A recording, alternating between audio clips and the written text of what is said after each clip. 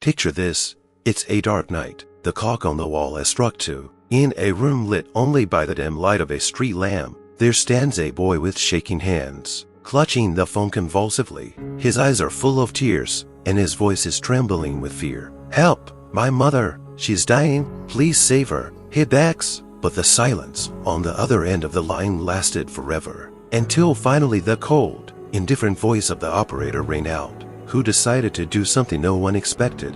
Friends, we want to remind you how important you are to us, our viewers. Write in the comments your name and where you are watching this video from. You are part of our family, and every comment and support you give us helps us create more stories like this and promote our channel. We are grateful to you for being with us, and we want you to know that you are the heart of our community. Your participation makes us stronger, and we cannot express how important it is to us. Enjoy watching. The cold November wind howled outside, rattling the occasional raindrop that pounded the glass as if trying to break through. The small kitchen, lit by a single lamp, flickered with a dim light, casting long shadows on the cracked walls. The clock on the wall struck 2 in the morning. Its loud, relentless tick-tock cutting through the silence, punctuating each moment that felt like an eternity. The air was tense, filled with the smell of stale air and recent experiences. Jamal's footsteps echoed across the floor as he ran into the kitchen, clenching his fists, the pain in his legs forgotten. His heart was beating so fast, it felt like it was going to burst out of his chest. The scene before his eyes pierced his mind and made his blood run cold. His mother lay on the floor, clutching her stomach, hunched over and her head bowed, as if hiding from an invisible enemy. Her face, pale and covered in sweat, was twisted in pain, and her lips were whispering words that Jamal could not understand. Fear enveloped him like a dark shadow, tightening his chest like a steel hoop. The noise of the wind outside the window now seemed like an ominous laugh, mocking his helplessness.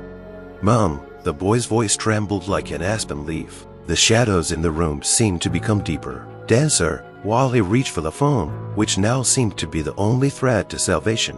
Jamal felt his legs buckle under the weight of fear, but he couldn't allow himself to freeze. He looked at his mother, who was unable to move, moaning softly, and the sound tore his heart apart. The cold gripped his palms, his fingers shaking like leaves in the wind as he grabbed the phone from the kitchen counter. It felt heavy, unusually large in his small hands.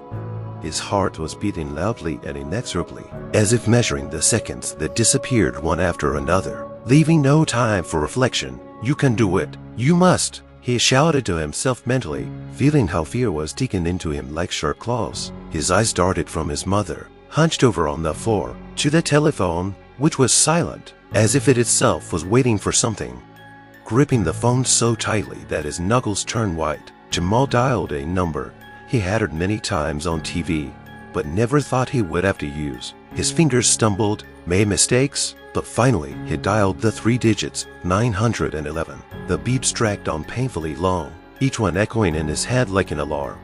In those moments, it seemed to him that the air in the room had become thick, heavy, and it was impossible to breathe. Tears burned his eyes, but he did not let them fall. Now was not the moment to show weakness. His head was spinning with fear, but something burned inside, pushing him forward, forcing him to speak. He had to be strong for her. "Answer, come on, answer." His thoughts screamed, torn between hope and despair. Jamal imagined a professional voice on the other side saying, "Emergency services, how can we help you?" And that calmed him down a little. But when the cold, indifferent voice finally rang out, expressionless and seemingly devoid of life, something inside the boy snapped. He breathed out the first words, loud and trembling, "Please, my mother, she's pregnant, she's not well." But instead of a quick and encouraging answer, there was a pause, a long, icy pause that began to suck the last of his hope out of him, like a vampire.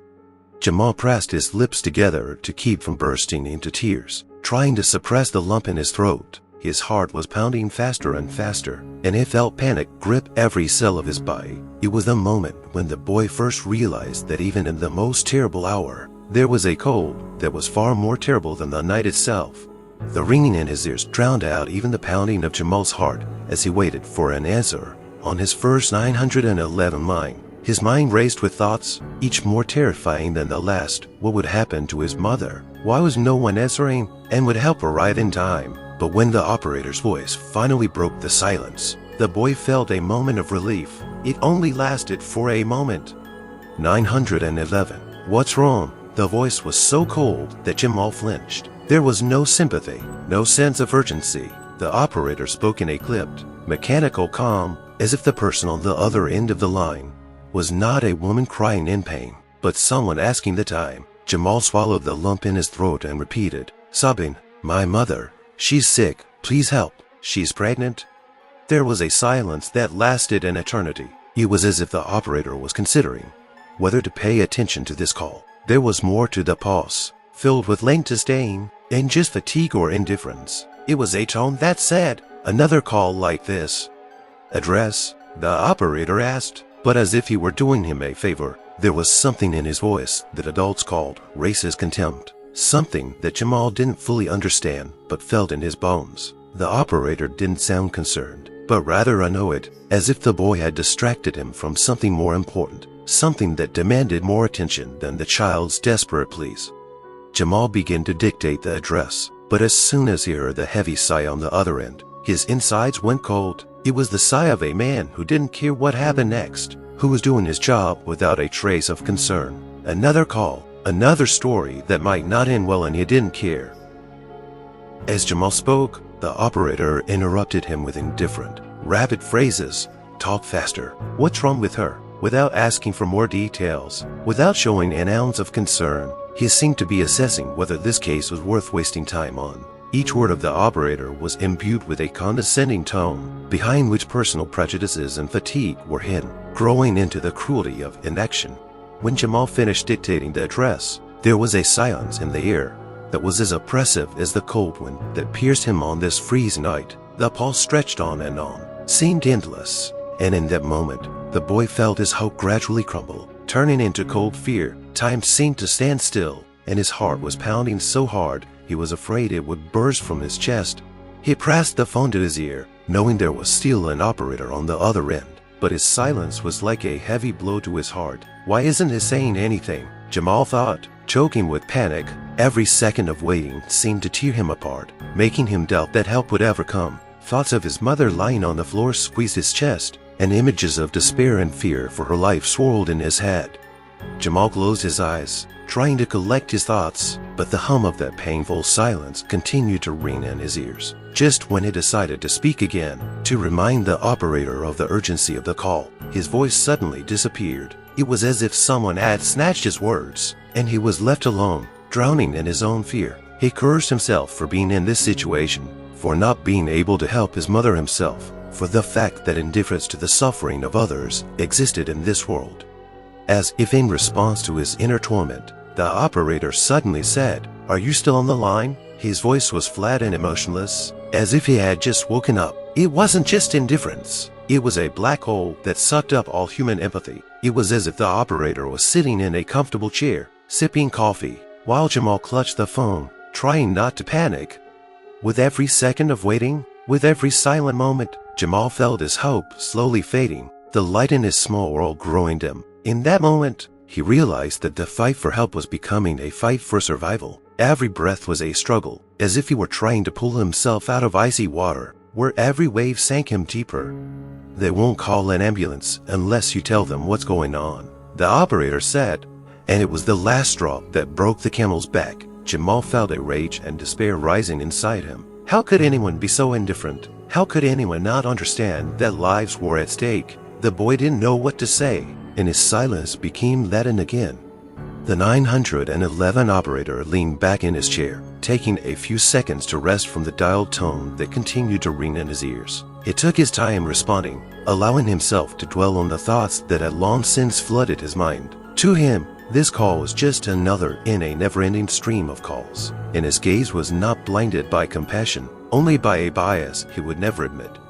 In his years as a call taker, he had seen all sorts of situations. The poor, the scared, the angry, they all feed into categories. But in this call, his perception was colored by the stereotypes he had learned throughout his life. Another black kid trying to get help flashed through his mind as soon as he heard Jamal's voice. His mind was instantly filled with images: the ghetto, violence, drug abuse. He remembered how often he would receive calls from tough neighborhoods, where kids like Jamal were panicking and looking for help. Surely this is just another ploy to get attention, he thought, delving into his preconceived notions of what was behind it all. The operator felt an internal detachment from the situation.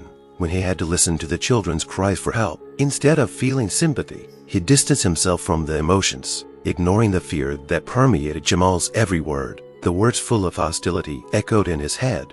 Let someone else save him. The operator did not even notice how his bias and disdain for this case were rooted in his own fears and hardships that he had carried throughout his life.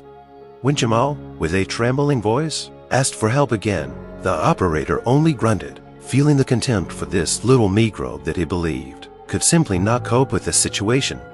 Meanwhile, Jamal's fear was becoming more and more palpable, like a knife piercing his chest. He didn't understand how anyone could be so indifferent to the suffering of others. Every time the operator was silent, he felt his hope disappear, leaving only darkness and cold. Fear turned to despair, and fear to confusion. Why doesn't he care about my mother? Why doesn't he understand that we don't have time? Thoughts swarmed through his head, filling his heart with bitterness and helplessness. Meanwhile, the cameraman continued to fall into his own preconceived notions, oblivious to how his indifference could have consequences he hadn't even considered. In that silence, that unbearable pause, each of them, Jamal and the cameraman, found themselves on opposite sides of the fence, separated not only by distance but by deep, unconscious biases that prevented real human interaction. Jamal pressed the phone to his ear again, his heart pounding with every word he tried to say. His voice was shaking and tears were streaming down his cheeks, but he couldn't let it stop. Please, help, my mom. She's pregnant. She's in a bad way, he cried, desperate and hopeless. His words, full of pleading, rang out in the dim light of the kitchen, but the silence was back, more suffocating than before. Every second that the operator didn't answer seemed like an eternity to Jamal, and in that silence, the boy felt his helplessness growing. He imagined his mother suffering on the floor, and horrible images began to swirl in his mind. What if she didn't live long enough for help to arrive? What if he couldn't save her? As if in response to these thoughts, he closed his eyes, trying to suppress the onset of panic, but this only made his fear worse. Can't anyone hear me? He thought, losing hope. Every cry, every plea he made seemed like drops in an ocean of indifference.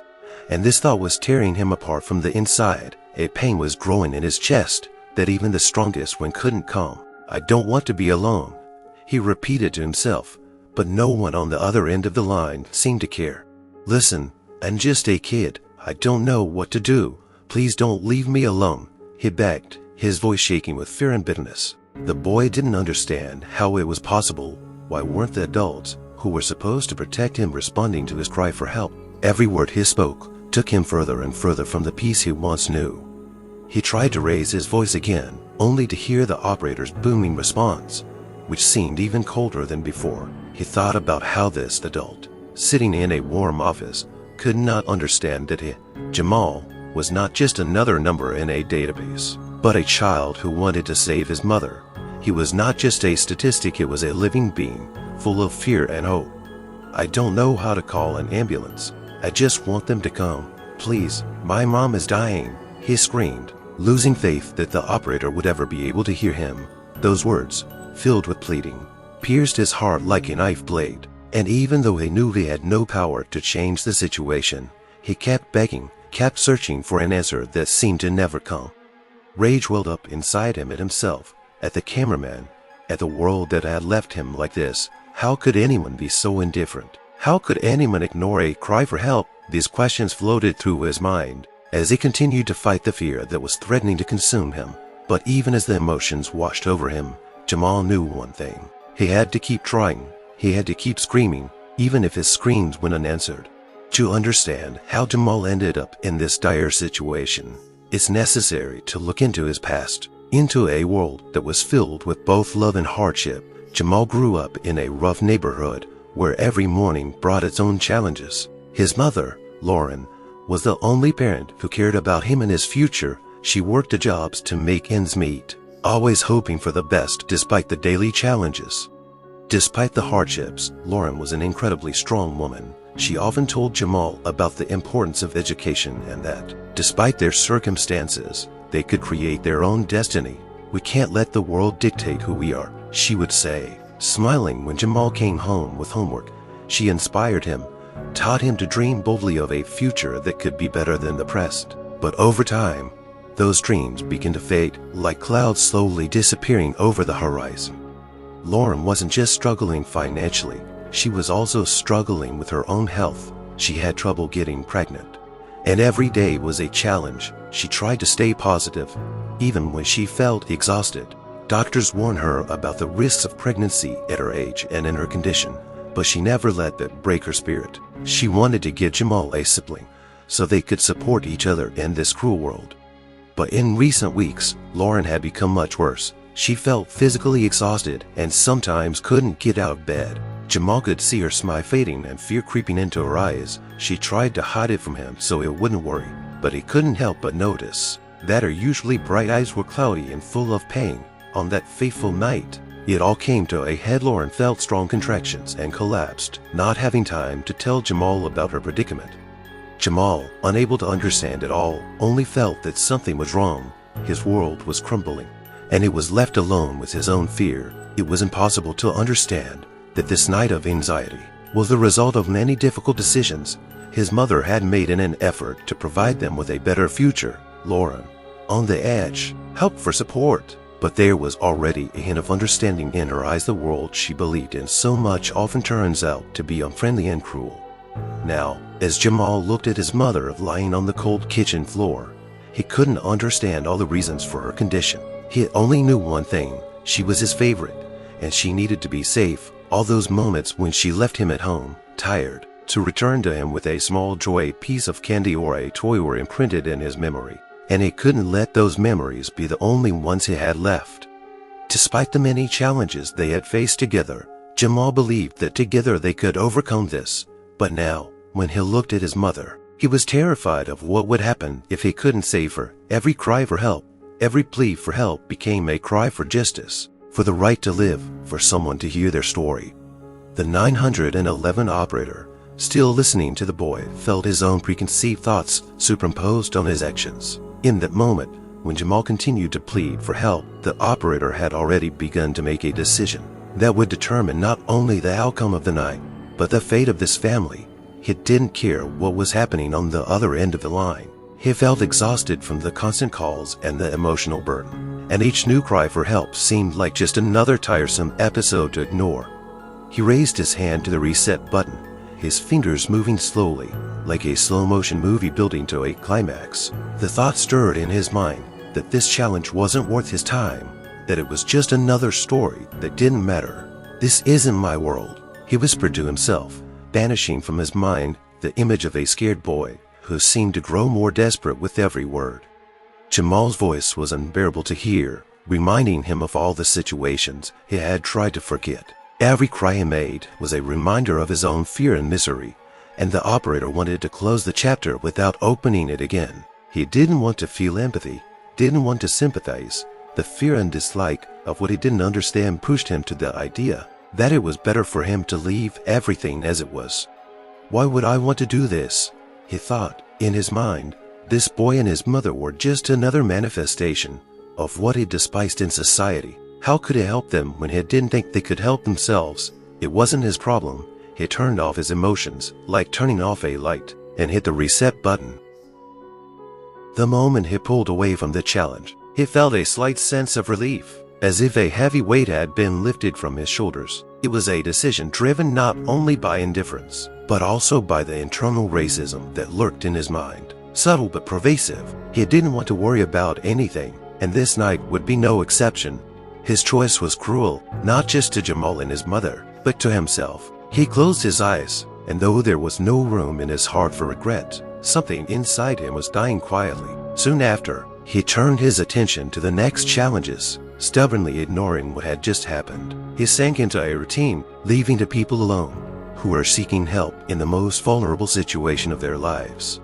On the other end of the line, Jamal, unaware of the operator's decision, continued to knock on the door, which was now closed. His cries for help remained in a silence that seemed increasingly overwhelming. Jamal did not know that that night he was confronted not only with misunderstanding, but also with the cruel face of the system that was supposed to protect him. When Jamal realized the operator had hung up, his heart sank with despair. He couldn't believe that the one who was supposed to come to his aid had simply ignored his cries. A wave of anger and frustration rose up inside him, mixing with even deeper feelings, fear and despair. He placed his hand on his chest, as if trying to calm the rapid beating of his heart that betrayed all his panic. He pressed the phone to his ear again, expecting someone to call back, but all he heard was a cold dial tone. Why doesn't he help? Jamal thought, gritting his teeth in rage. Every time he repeated this question in his head, the pain only grew stronger. He felt betrayed, abandoned to his fate, while his mother, poor and helpless, continued to moan on the floor. He could not understand how anyone could be so indifferent to the suffering of others. His little heart was squeezed with pain, and he felt a despair settle in him that it did not know how to overcome. The world around him seemed to be falling apart, and every second that he was left without help felt like an eternity. Jamal closed his eyes, trying to gather his thoughts. He knew he had to act. If 911 didn't come to his aid, he would have to do something himself. But what? He didn't have the experience or the strength to handle this situation. How many times had he heard his mother tell him that he should always stay strong, even when life threw him curveballs? In that moment, he knew he had to be the one to fight for his family. Slowly, the rage building inside him turned into determination. I can't just sit here and wait, he thought. He couldn't allow himself to give in to fear. Jamal lifted his head and turned to his mother, who was still moaning, her hands clasped over her stomach. She needed him more than ever. He quickly looked around the kitchen for something that might help. His eyes darted around the room, searching for a phone, a first aid kit, or anything that could give him even a little hope. He remembered how his mother always said it was important to stay calm in difficult situations, and he tried to pull himself together. I can do it. I have to, he firmly decided, feeling courage growing inside him.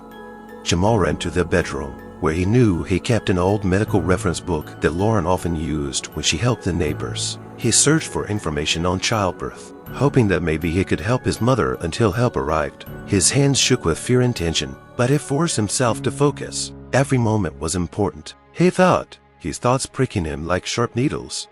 The flame of hope was rekindled within him, even if the world seemed indifferent. With each step, with each attempt to understand the confusing terms and instructions, he felt the fear recede, giving way to determination. Jamal knew that despite his failure to challenge, he could not simply sit back and wait. He had to fight for his mother, no matter how hard it was. This was the only choice left to him, the choice to act, despite the disappointment and fear.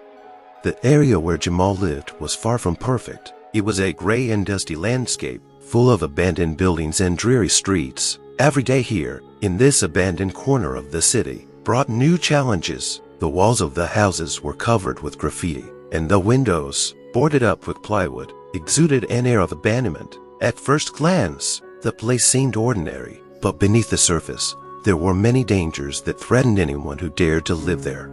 Jamal often heard about crimes happening in their neighborhood, be it robberies, fights, or even more serious offenses. Street gangs were common, and the fear of violence permeated every family. Children play in the yards, but their laughter was filled with anxiety, and young dreams for the future were cut short by fear of the inevitable. Parents like Lauren tried to protect their children from this dark world, but sometimes their efforts seemed futile. In that evening, the streets were filled with shadows that hid not only ordinary people, but also dangers. Jamal remembered how he once returned home later than usual and saw his neighbors whispering around the corner, looking with distrust at passersby. In this environment, the boy always felt how the uncertainty that filled the streets penetrated into his own consciousness. Every rustle, every glance made him wary, and the nights became filled with fear and anticipation. However, Jamal was not alone. His neighbors were also tormented by thoughts of justice and safety. In this bleak area, people were bound by bonds of unity, trying to support each other when everything seemed hopeless. However, their attempts to change their situation were often met with the harsh realities of life. Many of them were themselves victims of systemic injustice that could not be ignored. The society in which they lived did not provide them with protection, and this was part of their daily struggle. Lauren, like many other women in the neighborhood, was strong and independent. She always tried to show her son that even in dark times, it was necessary to find the light. We have to be better than what surrounds us, she said, fighting for the future she could build for Jamal. But even her indomitable spirit couldn't completely insulate them from the grim reality that weighed on her every decision.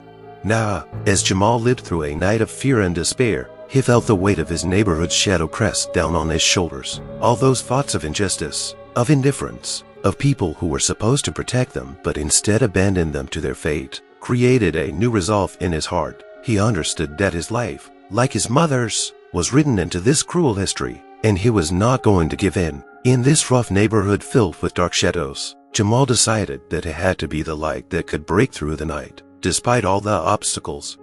With each passing second, Jamal's hope for help diminished. He knew he couldn't rely on the 911 operator, and that time was against him. As he watched his mother suffer, he felt his heart squeeze with horror and hopelessness. He had to act, but where could he go? Suddenly, the thought of his neighbors popped into his head. They were always there for each other when things got tough. Despite all the hardships and disagreements, there was a strong bond in their community, a bond based on understanding, pain, and mutual support. He knew that some of them would come to his aid, even if it meant he would face more hardship. Jamal gritted his teeth, forcing himself to stop and think for a moment. He struggled to hold the phone, which now seemed useless to him. He glanced back at the kitchen, where his mother continued to writhe in pain. A determination began to swell in his heart. Couldn't stand by and do nothing when help was so close. And even if one of the neighbors didn't answer the door, he had to try. Jamal ran out of the apartment, leaving behind a silence that still reminded him of his mother's suffering. In the hallway, he felt the adrenaline pumping through his blood. He ran past the doors, paying attention to the familiar sounds coming from behind the walls. Neighbors watching TV, laughing or talking about something, unaware of what was happening outside their apartments. He went to the first door and knocked. The blows of his feet sounded like thunder in the void. His heart was pounding, as if it wanted to burst out of his chest. He waited, his hands shaking with excitement, but there was no answer. He knocked again, louder, but again silence. Jamal felt fear taking hold of him. He continued to knock, feeling the sweat of cold fear trickle down his back. Determined not to give up, he rushed to the next door. It was Mr. Wilson's, an elderly neighbor who always greeted Jamal with a smile and shared stories from his youth. He must help, a boy thought, knocking even harder. But this time, no one answered. Frustration filled him, but he continued running down the hall, knocking on every door he came across. Jamal was ready to explode with despair. He knew that there was no time left, and every second was important. He was almost furious, but deep down he still hoped that someone would come out and help him. He began to pound so hard that it seemed as if his fist could go through the wood. That neighborly life, full of noise and laughter, continued to flow, as if nothing could upset this delicate balance. Running past another door, Jamal came across the house of Mrs. Davis, a kind woman who often fed the children pies. He remembered her kindness, her smile, and this increased his determination. He knocked again, and at that moment he thought he heard footsteps. But when he braced himself for someone to open the door, all he heard was a voice from behind the door. "Who's there?" Trying to hold on to hope, Jamal cried out, "Mrs. Davis, I need help. My mother, she's really sick. Please." But his cry was met with only a pause, as if the silence itself was deciding whether to respond. Jamal bit his lip, desperately waiting for an answer. He felt tears welling up in his eyes, but he refused to give up. A few long seconds seemed like an eternity, and finally the door slowly opened. Mrs. Davis stood there, a worried expression on her face. Her eyes, full of surprise and worry, met Jamal's. She immediately knew something was wrong. He couldn't contain his feelings any longer and blurted out, "My mother, she's sick. She's in the kitchen. Please help." It was a moment when his hope was reborn. Jamal knew that they were not alone, and even if the path was full of difficulties, there were still people in this world who were ready to help. Jamal stood outside Mrs. Davis's door, his heart pounding in anticipation. He felt a surge of hope in his chest. This gesture of kindness, this willingness to help, could save his mother, but unfortunately, this was only the first of many doors he would have to open. And even if Mrs. Davis agreed to help, she wasn't the only one he needed to convince. After she quickly dressed and assured him that she would go to his mother right away, Jamal ran to the next door to call others for help. In the hallway, he was overcome by the feeling that right now, at this critical moment, all the neighbors should unite and support him. But the reality was different. Jamal knocked on doors, one after another. He explained that his mother was sick, that she urgently needed help, but most of the neighbors did not open their doors. From behind some, he heard quiet conversations. Others simply remained silent, as if afraid that they would be asked for something inconvenient. On the faces of people peering out from behind the cracks of the doors, he noticed bewilderment and even contempt, as if his requests for help were just a deception. One of the neighbors, Mr. Johnson, who always looked stern and sullen, crawled out of his apartment with a distraught face when Jamal knocked again. "What do you want?" He said with obvious irritation, not hiding his reluctance to participate in his plight. "My mother, she's pregnant, she's sick, she's in the kitchen and she needs help," Jamal cried out in despair, already losing hope that anyone would answer. Mr. Johnson only snorted, spread his hands and, pursing his lips, whispered, "I'm not going to interface in other people's affairs. I have enough of my own problems." He closed the door so abruptly that Jamal felt a prick of disappointment in his heart. The neighboring doors remained locked, as if there were not just people hiding behind them, but entire worlds that ignored his suffering. Why does no one want to help? The boy wondered. He felt the chill of loneliness and indifference filling the corridor. Every knock on the door threw his hope further into the abyss of despair. Some of the neighbors looked out, but only to assess the situation and quickly close their doors, as if they did not want to know about his problems. This feeling of incomprehension oppressed him. He realized that they were probably afraid of him, afraid to interface with something that might demand more from them than they were willing to give. Jamal, in despair, returned to his apartment, where his mother was still suffering on the floor. In that moment, he realized that he was alone against the world, which chose to turn away, ignoring his cry for help. Even those who lived nearby seemed distant and inaccessible, like a wall separating him from the light where there is support and understanding. This indifference became a heavy burden for him, weighing on his shoulders. He had always believed in the goodness of people, that together they could overcome all difficulties. But now, at this critical moment, he was faced with the harsh reality that for many, his suffering was just another story, not worth worrying about. And although he felt depressed, deep down there remained a spark of hope. Maybe he could still find someone who would not close the door on him. A small, neon-lit 911 office was tense and tired. Booths with multiple screens and message monitors created a noisy background, mixing with the hum of phone lines and the muffled voices of operators. Every desk was piled high, with paperwork and records of calls that seemed never-ending. Operators worked shifts, immersed in routine, sometimes moving from one call to the next, as if experiencing an endless stream of misery and anxiety. At one of the desks, Saturday, the operator who had taken Jamal's call. His name was Ted, tall and grim-faced. He was struggling to hide his weariness. His gray hair gave him the appearance of experience, but it was this experience that had shaped his indifference. He Saturday leaning back in his chair, holding a phone in one hand and a cup of cold coffee in the other. His eyes were fixed on the screen, but his thoughts were elsewhere. The men at the table were busy with their own tasks, some taking on challenges, others filling out reports. Everyone knew that working here was a challenge, requiring constant attention and a readiness for unexpected turns. But there was a heavy air about them that evening. Like Ted, many were tired and depressed, but discontent and indifference were growing in their hearts. When Jamal's call came in, Ted had trouble concentrating. His attention was distracted by the noise around him, the constant calls for help coming from the phone. He answered the call automatically, holding back the emotions that were building up in his soul. In the background of his conversation with the boy, his colleagues glanced at each other and whispered, winked at each other, not taking the situation seriously. Their laughter and conversation were inappropriate by now, but they continued, seemingly unaware of the growing tension.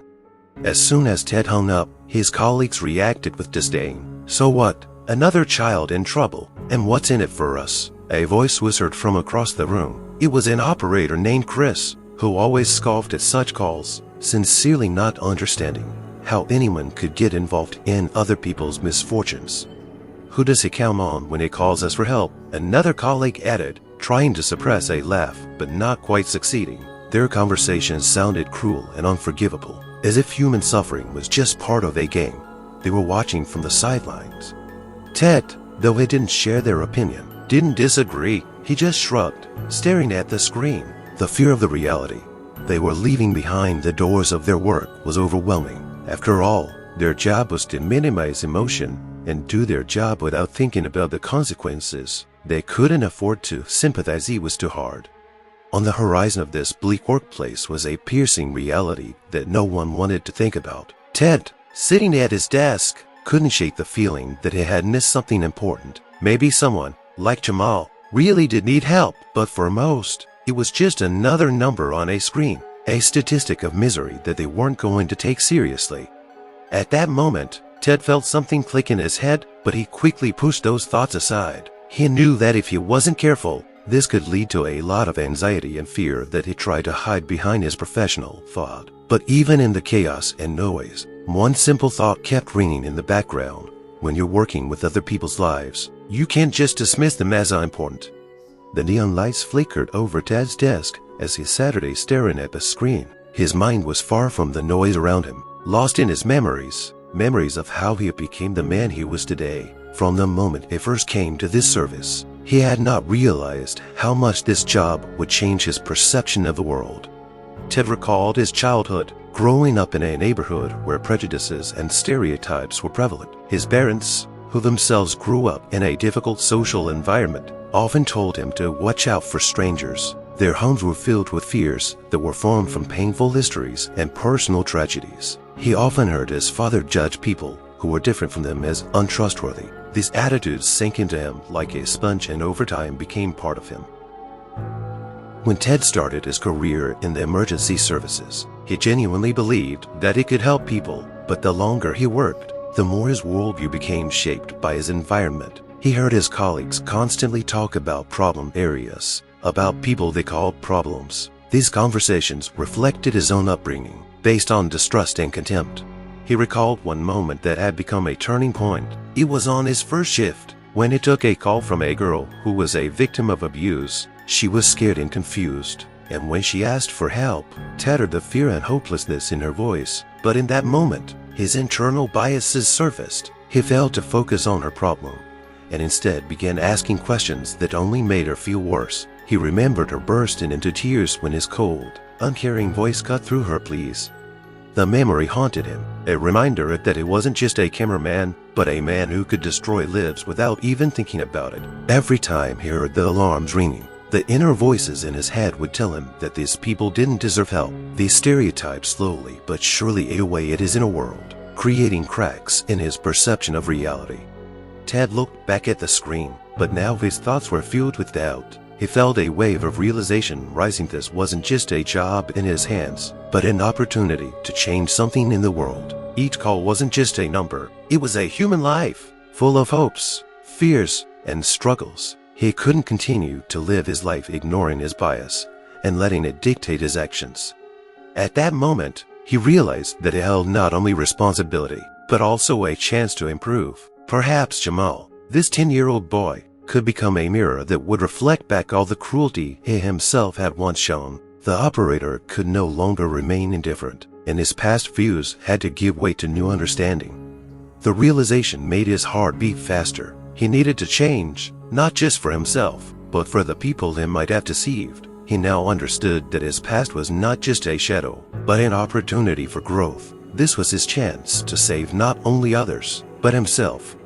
The silence in the control room, broken only by the sound of buzzing phones, seemed more oppressive than ever. Ted Saturday at his desk, his thoughts continuing to revolve around memories of Jamal and his mother. Nostalgia and regret weighed on his mind, creating an internal conflict that would not go away. He still felt a twinge of guilt for rejecting the girl's call, and now he was faced with the same choice again. A new call suddenly appeared on the screen in front of him. The buzzing of the phone shook him from his reverie. He picked it up, bracing himself for another routine conversation, not expecting that this call would change everything. 911, how can I help you? He said, his voice sounding mechanical, as if he were back in the routine of his job. A tearful voice came from the other side. Help, it's Jamal. My mother, she's still on the floor. She's in a really bad way. Please help us. Ted's heart began to beat faster, and in that moment his past collided with his present. He heard a boy crying for help, and it wasn't just another call. It was the same Jamal who had tried so hard to reach him last time. Every syllable of his voice was filled with the desperation and fear he had once ignored.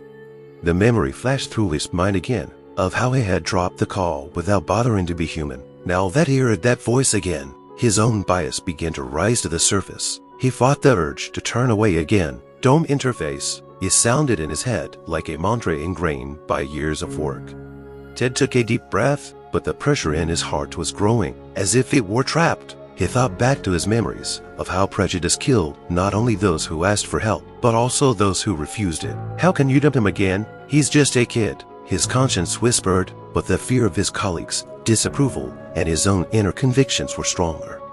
In that moment, everything around him seemed to freeze. He heard Jamal calling for help over and over again, and the entire atmosphere of the workplace, filled with familiar noise, seemed like a distant background compared to this moment. His colleagues, joking and laughing, did not notice what was happening on the other side of the line. No one realized that this was not just a challenge, but a chance to change their lives and the lives of others.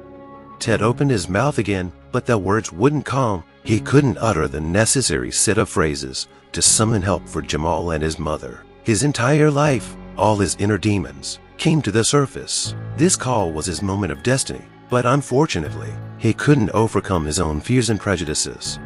"I can help you," he said, suppressing all emotion and keeping his voice full of anger and disappointment. He hung up, as if trying to get rid of his anxiety. At that moment, he realized that he had once again chosen to turn a blind eye to someone else's pain. Jamal's state of anxiety and terror, the sounds of his screams, went with him forever. In that moment, Ted realized that he had become the very man who had abandoned Jamal to his misfortune. That abandonment, once again etched in his memory, seemed more cruel than ever before. In that horror, he realized that he had lost the opportunity to correct his mistake. Silence enveloped him again. He sat there staring at the screen, unable to shake the feeling that right now he had become part of what he hated most of all, indifference. The light in the kitchen was dimming, and the smell of leftover dinner lingering in the air was becoming increasingly suffocating. On the floor, in the corner between the refrigerator and the table, Jamal's mother, Laura, was struggling with the pain that was washing over her exhausted body in waves. She couldn't believe it had all happened so fast. Her world, which had seemed stable just a few hours ago, was now shaking with fear and pain. As Jamal desperately dialed 911, Laura felt a glimmer of hope that help was on the way. Her last strength was ebbing away, but she knew her son was a smart, brave boy. He always had been. Even in the darkest of times, she believed he could call for help, that someone would come and save them. But the minutes passed, turning into an eternity, and despite his efforts, there was no answer. Laura, feeling the pressure growing in her stomach, tried to sit up, but all her attempts only caused a new wave of excruciating pain. Fear squeezed her chest, forcing her to breathe with difficulty. The understanding grew inside her that help would not come. She looked up at the ceiling, as if there might be a saving power hidden there, and realized with horror that her cry for help had gone unanswered. Her heart pounded in unison with the panic that gripped her. The thought of her son, who had tried so hard, only increased her fear. Laura knew that he was still too young to cope with such an ordeal, and in this realization there was an unbearable despair. She could not allow herself to be weak, but as she lost consciousness from the pain, she felt her hopes crumble to dust. "Jamal," she whispered, though there was no strength left in her voice, as if that call could awaken someone who would hear her and come to her aid. She tried to stand up again, but all efforts were in vain. Every movement brought only pain and increased fear, as if her body was betraying her. The thought of not being able to be with her son tormented her soul. She thought about how she had always promised him that she would be there, that they would go through all the difficulties together. Now she found herself in a hopeless situation, unable to fulfill her word. At that moment, Laura realized that her life, full of struggle and suffering, could end in this gloomy kitchen. The image of Jamal standing in the doorway, full of fear and anxiety, appeared before her eyes again and again. She knew that he would not understand why help had not come, why his cries for salvation had gone unanswered. This fact oppressed her even more than the physical pain. She felt the darkness enveloping her, and with each passing second, her hope was fading. As darkness finally enveloped her consciousness, Laura asked herself, what would she leave her son? What legacy, other than fear and pain? The question remained unanswered, and with every drop of sweat, with every breath, she felt everything slipping away from her. In that moment, full of despair and hopelessness, she realized that she could not fight any longer. The sounds faded, and the room sank into a silence that stretched for miles. Like stars lost in the darkness, Jamal, standing outside, not knowing what was going on inside, was the last spark of hope she needed. But how long could he remain brave in this world of indifference? The thought lingered in the air like an inevitable shadow as Laura slowly sank into a silence from which there was no return. The silence in the house seemed so thick that it could be cut with a knife. Time dragged on, and every second was filled with silence. But behind this curtain of invisible fear, confusion and pain, there was another sound, a sound that squeezed the heart in the chest. It was Laura's moan, breaking through the walls like a plea for help, an echo of her suffering. These sounds, full of horror and despair, rushed through the corridors, penetrating into each room like a dark shadow, tangible and inseparable. Cries and sobs, like hammer blows, resounded in the air, causing anxiety in the listeners. This voice was not just a sound, it was a cry from the soul that had to be heard. The neighbors living on the other side of the thin walls stopped and listened for the first time. For them, this was something new, different from the usual rhythm of life. They always heard Jamal's laughter, his games with his friends, but now the sound coming from the house was full of fear and pain. Ears accustomed to the noises of everyday life strained, catching the subtle notes of despair that tore apart the usual calm.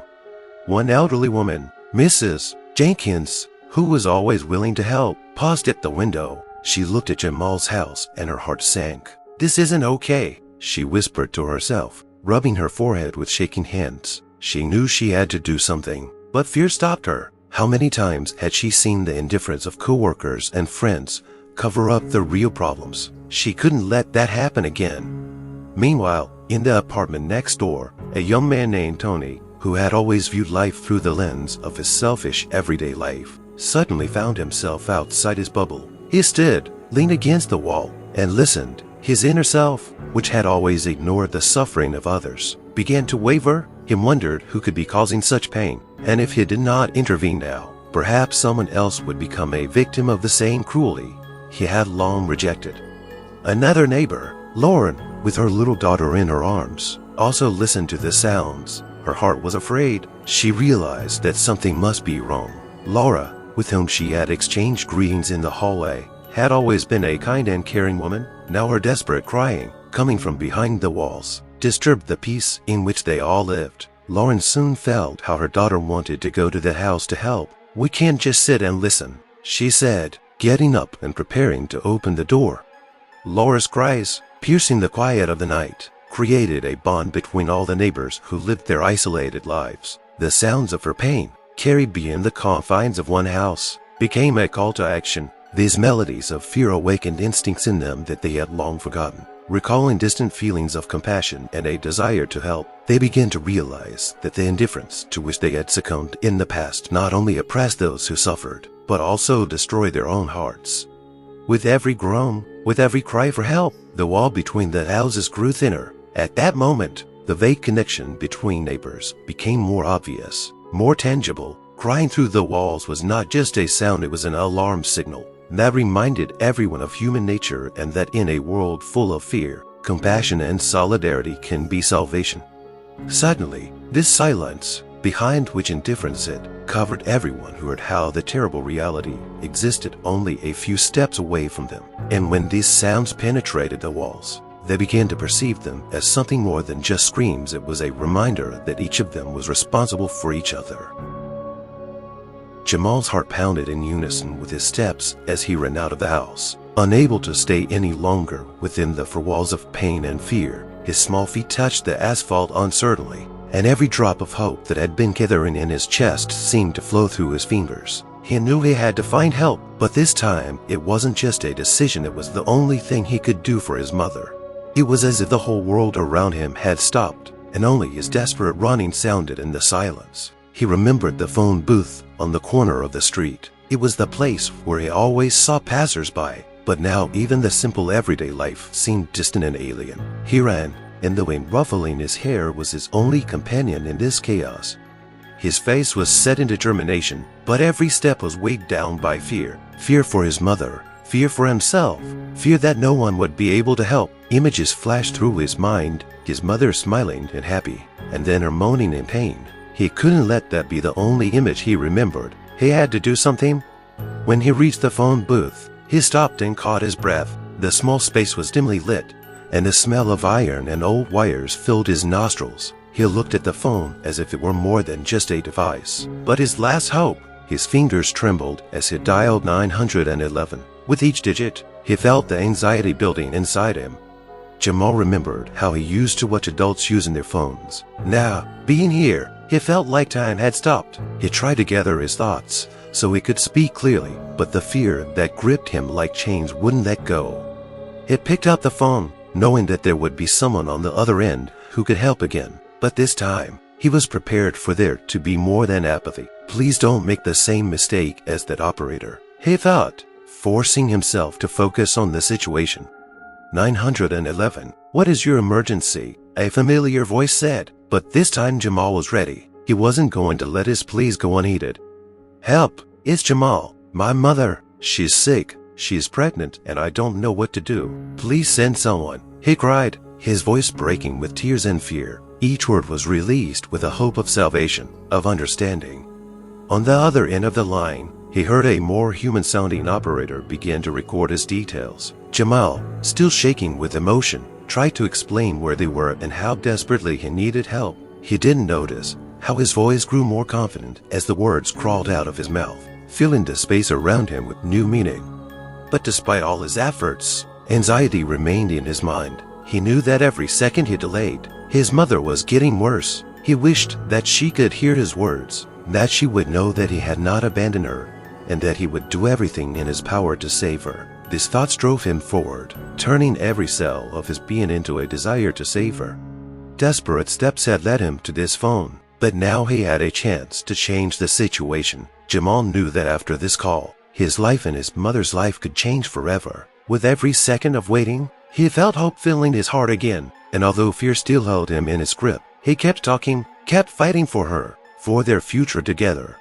As Jamal ended his call, his heart was pounding with hope, mixed with anxiety. He believed that now that he could reach real people, his mother would get help. But what should have been an immediate intervention turned out to be just the beginning of a new series of disappointments.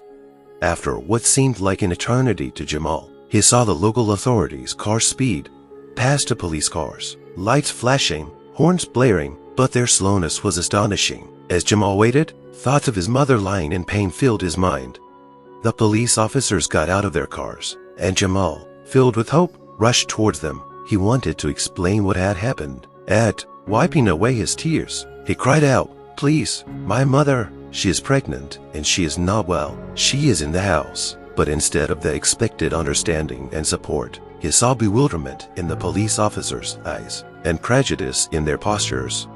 One of the officers, Bob, had a frown on his face and a sneer on his lips. He was looking at Jamal as if he were guilty of something he couldn't understand. "Hey, kid, relax. We'll figure it out," he said, as if he were simply ignoring the despair written on the boy's face. But beneath the relaxation was disdain. The policemen stood next to him, talking among themselves as if discussing trivial matters. Jamal felt their inattention as a cold blow. His voice, full of fear and anxiety, was lost among their conversations, and soon his pleas became almost inaudible. There was an air of indifference, as if no one wanted to deal with those who asked for help. While Jamal hoped that their help would change everything, the police began to act slowly and clumsily, missing every moment that could have saved his mother. Each slow step felt like a blow to him, and he felt hopelessness growing inside him. Why are they so slow? He thought, looking at their faces. He knew that this time could cost lives. The officers seemed more busy discussing their cases than focusing on his plight. Jamal did not understand how anyone could remain indifferent to the cries of pain and fear that came from his home. Eventually, they headed for the door, but even then their steps were hesitant. They looked at Jamal as if he were just a boy, probably just being cranky. One of them, the younger one, tried to make contact. He walked up to Jamal and asked, "Are you sure you're okay? Maybe you just want someone to come play?" These words were like a knife in the heart. For Jamal, they were the last straw. He felt his eyes filling with tears, and his voice trembled with despair. "No, this is not a game. My mother is in danger. I am not lying to you." The policemen exchanged glances, and for a moment their hearts seemed to melt. But only for a moment. They returned to their usual indifferent posture, ignoring all his words and his fear. This prejudiced attitude followed them like a shadow, making Jamal feel useless, as if his skin was a heavy burden. When they finally entered the house, Jamal waited in horror for their reaction. His words of help might have made a real difference one day, but now it seemed as if they were just doing their job, unaware of the scale of suffering that awaited them. Jamal's heart sank as he realized that the local authorities were not only slow but also prejudiced, that their cold hearts could abandon him and his mother to their fate. He felt that all this time they had looked at him and his family as nothing, and that they were only brooding over their own prejudices instead of being the ones who could bring salvation. When everything around Jamal seemed hopeless, and the hearts of local authorities remained cold and indifferent, a man appeared in his life who could change everything. He appeared on the horizon like a light in a dark tunnel, a passerby who seemed to be in the right place at the right time. This man's name was Mike. He was an ordinary middle-aged man, always with a kind smile on his face and a warm heart, ready to help those in need. Mike was often in this area, running past houses, always noticing when one of the neighbors needed help, and never passing by if he saw a plight. There was always a light in his eyes that attracted people with sincerity and a willingness to listen. That evening, when Mike returned from work, he sensed that something was wrong. The loud voices he was used to hearing on the street were muffled, and the wind seemed to whisper trouble. He was walking past Jamal's house when his attention was drawn to the quiet but desperate cries. These weren't just sounds, they were a genuine plea for help that he couldn't ignore. Immediately, a vision of Jamal flashed through his mind, perhaps clenching his fists in fear and despair. Mike's heart sank and he listened. He could hear cries for help, a small voice pleading, and his instinct urged him to act. He quickly approached the house, where everything seemed to be in complete disarray. His feet walked quickly, and his head was filled with anxious thoughts. He had already seen too much trouble to remain indifferent. Running to the door, he knocked and called, "Hey, anyone, is everything okay?" But in response, only a deafening silence. Realizing that there was no time left, he rushed to the window, pressing his ear to the glass, trying to hear what was happening inside. Suddenly, his heart sank. He clearly heard the boy's voice asking for help. Mike pushed aside all doubts and, grabbing the door handle, swung it open. Inside, there was a dark atmosphere that swallowed up the light, but between the darkness and fear, Mike saw Jamal standing there with a look of fear on his face, his eyes full of tears. At that moment, Mike knew that he had found the one who needed help for so long. "Are you okay, baby?" he asked, trying to sound as calm as possible. Jamal, recognizing a warmth in his voice that he hadn't felt in a long time, nodded, his voice still shaking with fear. "My mom, she's not feeling well. I tried calling, but no one's helping." Mike instantly felt his heart clench in terror. He stepped closer to Jamal, looking him in the eyes. "I'll help you, buddy. We'll find your mom," he said, confidently but with a gentleness that reassured the boy. With all his resolve, Mike, despite his dark thoughts, took action. He quickly looked around the room and headed to the phone to try to call for help again. And knowing that they might not respond as he hoped, he immediately sprang into action. "We need to check on her. Do you have any medications?" With every second he spent with Jamal, Mike felt his fate intertwined with that little boy's. He didn't know what horror and suffering awaited him, but in that moment, he became the last hope for Jamal and his mother, pulling them out of the darkness and into the light that could spark life again. This passerby, full of kindness and determination, brought with him a spark of hope that Jamal didn't know he needed. In that moment, when Mike reached out to help, he became more than just a passerby. He became a person who could save a life.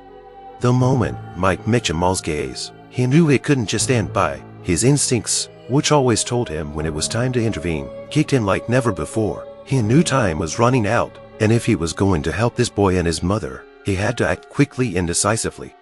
"Come on, buddy," Mike said, trying to give Jamal some reassurance. "We need to call 911. Now, he quickly walked over to the old desk phone on the kitchen counter and dialed 911. As he waited for the line to connect, he glanced quickly at Jamal, who still looked scared, but there was a glimmer of hope in his eyes. As soon as the phone rang, he felt the adrenaline rush through him. "Emergency, what is your problem?" the operator asked, with the same mechanical intonation that Mike had heard before. However, he was not going to tolerate indifference. "Listen, I have a little boy here. His mother is pregnant and she's in serious condition." "Where at?" Mike said quickly, not waiting for questions. He recited the address, feeling his heart pounding in his chest with the strain. Time was ticking, and he knew every second counted. As he spoke, Jamal stood there, his eyes full of hope and anticipation. Every muscle, every cell in his body knew how important this moment was, and Mike felt it. He was more than just a bystander, was a protector, someone Jamal could count on in his darkest hour. "What's going on? Where's your mom?" the operator asked, but Mike was ready. He quickly described the situation, emphasizing the urgency with which they needed help. He spoke quickly but clearly, his voice full of urgency and confidence. He didn't let the operator weasel out of the gravity of the moment. As the operator began asking questions about his mother's condition, Mike felt fear creeping up on him again. He heard Jamal's answers as he tried to explain what exactly had happened. "She's in terrible pain. She can't breathe properly," he shouted, encouraging himself and urging his new friend to take action. Finally, after what seemed like an eternity, the operator agreed to send an ambulance. "They're on their way," he said. "Stay on the line until they get there." But Mike didn't wait. He hung up and turned to Jamal. "Have you heard? Help is on the way," he exclaimed, trying to convey all the warmth and confidence he himself felt. The boy raised his head, and a spark of hope seemed to light up his face again. "Thank you," Jamal whispered, his voice shaking with relief. "I was so afraid there would be no one." Mike leaned in to meet his gaze. "Ed," feeling their fates intertwined, he said, "you did the right thing. Now we'll wait and be there for your mother. You're not alone." They both knew there were more challenges ahead, but in that moment, it became clearer to them that they weren't alone. Mike was willing to leave everything behind to help this boy and his mother, and deep down, Jamal knew that their combined efforts could change everything. Slowly but surely, the tension began to subside. The weight became bearable, and even in the deep darkness of that terrible night, they found a spark of hope. While waiting for help, Mike stayed with Jamal, ready to support him and show that even in the most difficult moments, a person can show kindness and humanity. When the sirens finally blared, the deafening sound of approaching cars filled the street, filling it with the energy Jamal had been waiting for. The anticipation had not only kept him afloat, but had also given him new hope. He looked out the window as the ambulances and a police car pulled up in front of their house, like saving rays of light piercing the darkness. Mike quickly walked out the door and Jamal followed him, his heart pounding in his chest with excitement. As soon as the car doors opened, the paramedics, dressed in bright uniforms, stepped out with determined faces, ready for action. They immediately headed for the house, not wasting a minute, as if nothing that was happening around them mattered. "Where's the victim?" one of the paramedics called out, and Mike pointed to the door, trying to explain as quickly as he could. He couldn't help but notice how Jamal breathed a sigh of relief again as the professionals in their field began to survey the situation. But the joy quickly turned to confusion when the 911 operator who had taken the call earlier also showed up, his face confident, as if he was ready to justify his indifference. He stared at Jamal and Mike, as if searching for a way to explain why things had happened the way they had. "What's going on here?" the operator asked sharply, not wanting to take responsibility. He clearly didn't expect anyone to take the boy's plea seriously, as if the fact that they had come was already his achievement. "It's none of your business," Mike retorted, not wanting to tolerate his presence. "Your job was to help, and you didn't do it. We could have wasted time while you responded with indifference."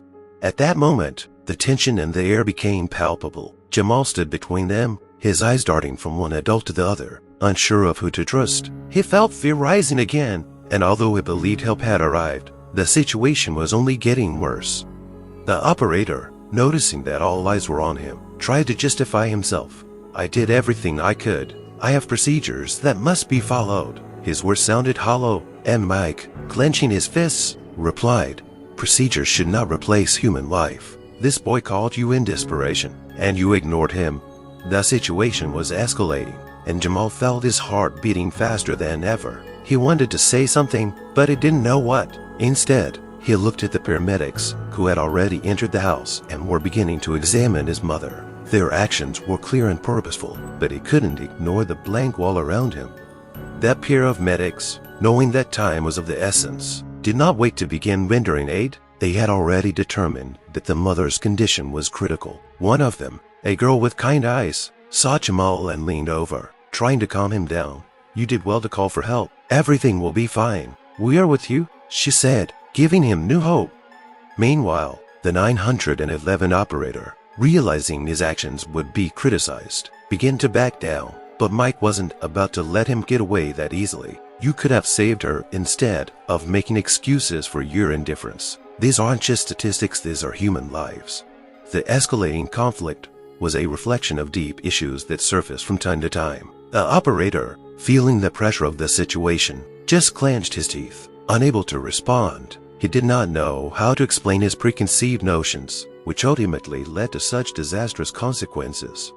Now that help was finally here, it was still a glimmer of hope in the darkness. Jamal continued to clench his fists, his voice barely audible as he whispered, "Please save my mother." And in that moment, as the paramedics began to act, the light broke through the darkness once again, showing that even in the most difficult circumstances, humanity and compassion can bring life back. In the days following that tragic night, a wave of public outrage erupted across the city. People began to demand justice. After learning about what had happened to Jamal and his mother, social media was filled with posts, videos, and articles expressing their anger and frustration. Questions about how the 911 operator could remain indifferent to cries for help filled the conversations on every platform. Soon after, local news channels began interviewing activists and residents who were deeply affected by the situation. Chants for justice filled the streets, and people gathered in rallies to show their support for Jamal and his mother. They demanded not only an investigation into this particular case, but also a change in the system that allowed such bias and indifference to continue. Words like racism, indifference, and unfairness became the dominant rhetoric in people's mouths, and soon the 911 operator's case became a topic of discussion not only locally but nationally. Committees began to convene to analyze emergency services and assess their bias. Journalists wrote articles highlighting racial discrimination in emergency services and discussing how such incidents undermine trust in the system. Mike, who became a vital witness, told his story on the news, and his words had a devastating effect. He became a voice for people who had experienced similar tragedies and brought attention to the problems that many black families in the community face. "We have to raise our voices so that our children do not have to endure the horrors that Jamal did. We cannot remain silent," he said, addressing the audience. At this time, Jamal's family was also looking for a way to rebuild their lives. The boy's mother, who had received the help she needed, was still recovering from the horrific incident, and their story became a symbol of the fight for the rights of black citizens. Many activists began organizing campaigns to raise funds for the treatment and support of the family, because they knew that such help was more than needed now. Meanwhile, the 911 operator was being called to a public hearing. His actions were under investigation, and the community wanted answers. He had to explain why he ignored Jamal's call, why he failed to show compassion, and why he allowed bias to cloud his professional duties. Numerous witnesses, including Mike and residents of the neighborhood, came to the hearing to express their opinions and share their stories. The public demanded that he receive a harsh sentence. They wanted this case to be a landmark so that no one would ever again be allowed to act with indifference when every second counted. Outside the courtroom, voices were heard calling for justice, and there was not a single person who remained indifferent to what had happened. Over time, the 911 operator's case has become a symbol of the fight against bias and racism that has engulfed not only emergency services, but society as a whole. It has forced people to consider how their own biases may be influencing their actions and what they can do to change it. The public outcry around this situation reminded everyone that their voice matters and that silence is not an option. With each new message, with each new story, with each new rally, people united in the fight for justice and equality. and they all remembered that at the heart of every call for help is not just a phone call, but a cry for life. Several months had passed since that horrific night when Jamal called 911, and although his family's life was still affected by the tragedy, they had slowly begun to rebuild their lives. Jamal's gaze, still filled with fear and uncertainty, became a symbol of the invisible scars that remain on those who have experienced such a thing. His mother, with the help of paramedics, was able to recover, but the psychological trauma of that evening left its mark. She attended therapy sessions to cope with the helplessness and fear that came over her when she realized that her son had tried to save her and his cries for help had been ignored. Each visit to the therapist was a step forward for her, but also a reminder of what had happened. She wanted not only to regain her health, but also to teach Jamal how to cope with the challenges that life can throw at him. Jamal, for his part, learned to learn from his experiences. He became more open and strong, even though he was afraid of that horrible night happening again. He made friends who supported him and helped him cope with his fears. At school, he began participating in various support groups and community initiatives aimed at combating racism and bias. Every time he shared his story, he felt like he was helping others and healing himself at the same time. Meanwhile, the 911 operator's case had ended, and his actions had serious consequences. He lost his job, and his inaction became the subject of discussion and analysis at schools that trained new 911 operators. A program was created to better educate them on racial inequities and the stressful situations they might face. It was part of a broader reform effort in emergency services that sought to become more sensitive to issues of racial bias. The pair of medics who came to the aid of Jamal and his mother also felt the impact of the tragedy. They became actively involved in educational efforts aimed at raising awareness of race in medicine and emergency services. Their experience was an important lesson, and they hoped that they could prevent similar incidents in the future. Over time, Jamal and his mother learned to forgive, though the scars from that night remained with them forever. They knew that their story was part of something bigger. It served as a wake-up call, a reminder of the need for change and a deeper understanding of human life and suffering. In the process, they learned the importance of community, support, and voices that can rise against injustice. And while they couldn't erase what had happened, they could use their story as a force for change, forcing others to think and act. The scars that remained became symbols of survival, courage, and resilience. Jamal, who grew up in a changed world, knew that his experience could help not only him but many others, and that each of us has the power to be part of a greater change. Perhaps starting with a simple act of kindness or hearing a cry for help when it's needed. Dear viewers, we would like to hear your thoughts on this story. What lessons do you think can be learned from the experiences of Jamal and his mother? Have you ever experienced racism or bias in your life? Your thoughts and experiences are important to us, and we value each and every one of you. Don't forget to like this video and subscribe to our channel so you don't miss new stories. We hope you have a wonderful day filled with kindness and understanding. Thank you for being with us.